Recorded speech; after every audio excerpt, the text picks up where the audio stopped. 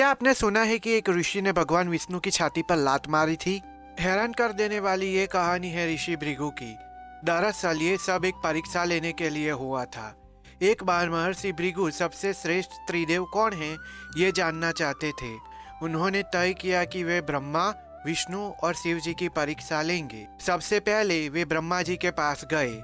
ब्रह्मा जी अपनी सृष्टि के कार्य में इतने तल्लीन थे कि उन्होंने भृगु ऋषि की ओर ध्यान नहीं दिया। क्रोध में भृगु ने ब्रह्मा जी को श्राप दिया कि कलयुग में किसी भी यज्ञ पूजा में उनकी पूजा नहीं होगी। फिर वे शिव जी के पास पहुंचे। जब पार्वती जी ने उनका स्वागत किया तो शिव जी ने उठकर प्रणाम किया, लेकिन भृगु ने इसे ठीक से स्वीकारा नहीं और कहा कि वे एक स्त्री के सामने प्रणाम करते हैं।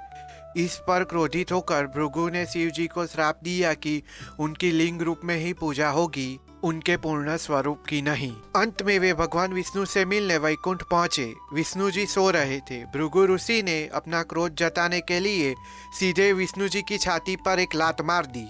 अब यहीं पर विष्णु जी की महानता प्रकट हुई। विष्णु जी तुरंत जाग गए, लेकिन उन्होंने क्रोध नहीं किया। उन्होंने देखा कि ऋषि भृगु क्रोध में है, बल्कि विष्णु जी ने ऋषि के पैर पकड़ लिए और माफी मांगने लगे। विष्णु जी बोले, हे ऋषिवर, मेरी कठोर छाती से आपके कोमल पैरों में कोई चोट तो नहीं आई? भृगु ने महसूस किया कि विष्णु जी ही सबसे सहनशील और श्रेष्ठ है, लेकिन अब बहुत देर हो चुकी थी, क्योंकि जो दृश्य लक्ष्मी जी ने देखा वो उसे सह नहीं पाए। उन्होंने देखा कि जिस भगवान की छाती पर उनका निवास है उस पर किसी ने पैर रख दिया। अपने पति का यह अपमान उनसे सहन नहीं हुआ। चूंकि भृगु एक ब्राह्मण थे, उन्होंने सीधे श्राप देना उनको ठीक नहीं समझा। इसलिए लक्ष्मी जी ने पृथ्वी को श्राप दिया कि उनका अन्न कभी पूर्ण पोषक नहीं रहेगा। इसके बाद लक्ष्मी जी विष्णु जी से नाराज होकर वैकुंठ छोड़कर धरती पर चली गई और फिर भगवान विष्णु खुद उन्हें मनाने के लिए धरती पर आए। वे तिरुमला की पहाड़ियों पर तपस्या करने लगे।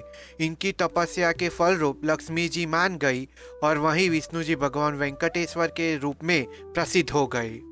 अगर आपको यह वीडियो पसंद आया हो तो मेरी चैनल को सब्सक्राइब करना ना भूलें। जय श्री राम।